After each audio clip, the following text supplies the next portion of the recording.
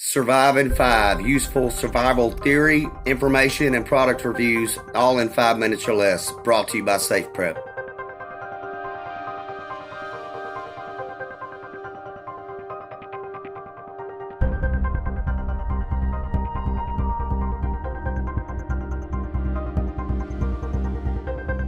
If you don't plan to fail. This is especially true when it comes to disaster preparedness. A lot of people think that a disaster is never going to happen to them, or that one will never happen to them where they live.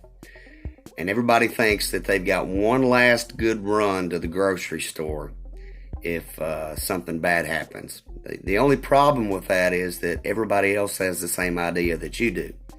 So the shelves are probably already empty, or the store's closed for safety reasons, or the store is closed because they have no way to process payments. The looting or the violence may have already started, and that is not the place you want to be. You have to have preps in place for a disaster before the disaster happens. Because if you fail to plan to fail. Let's move on. The 80-20 rule. So, when we talk a lot about the 80-20 rule in prepping and how it should guide emergency preparedness, the initial 20% of the prepping that you do, so the money that you spend to put things back, so food, water, ways to make shelter, ways to purify water, ways to build fire, the 20% of the preps that you do will get you 80% of the work and the progress after a disaster happens. So that's a heck of a return.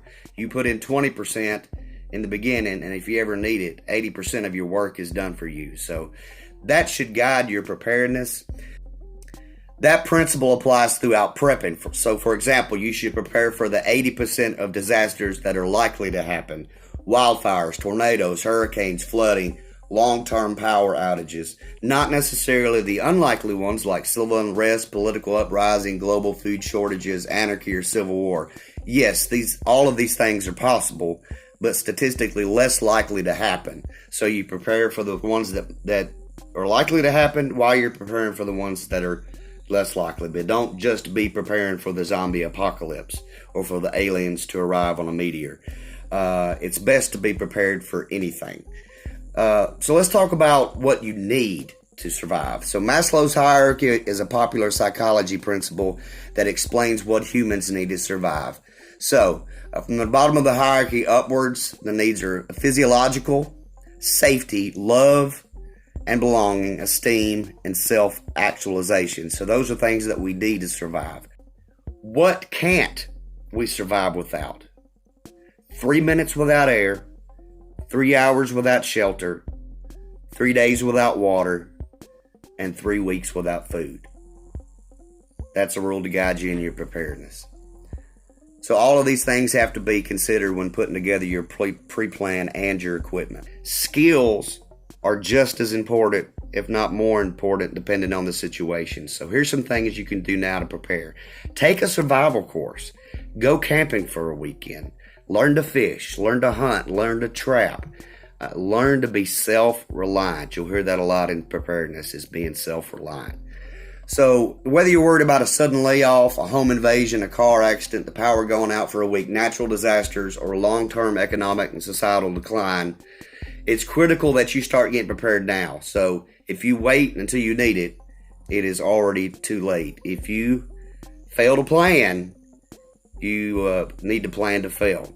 So the whole point of prepping is to reduce the chances of major life disruptions and to be able to better recover from disruptions when they do happen. So what can you do right now to start getting your family and yourself where you want to be?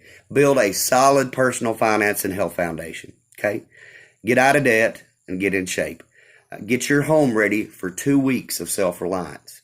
If something big happens, it's going to be a minute before emergency services and the military or anybody coming to help gets there. You need to be prepared to take care of your family and all of their needs. You need to be able to leave your home in a moment's notice, in 10 minutes or less. And we'll get into more videos later about bug out bags. Prepare for emergencies that happen away from home. So other equipment bags, get home bags, everyday carry equipment. Learn core skills and practice with your gear. Get your gear, go hunting, go fishing, go trapping, take a survival course, those things.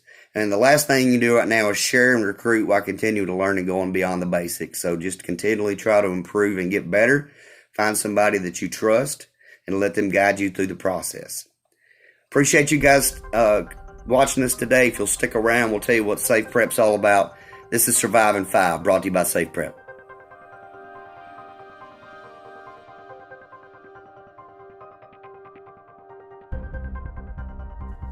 Hey everybody, this is Justin with SafePrep. We provide individualized emergency preparedness plans and equipment recommendations and training specifically designed to meet a family or an individual's specific needs. There is information on preparedness in most communities, and there is a wealth of information all over the internet. Some of it can be contradictory, out of date, and you really have to be able to sort through all that, and it takes time to be able to see what applies to you and your situation.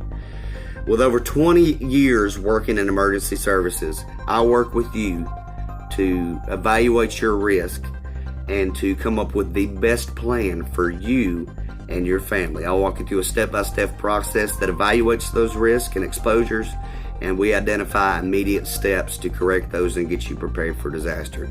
Most importantly, you will have the peace of mind knowing that you have done everything that you can to best prepare your family for what may come in the future. So please visit our website at safeprep10.com. Be sure you like and subscribe and hit the notification icon on our YouTube videos. You can also find us over on Facebook. Until then, next time, y'all be prepared.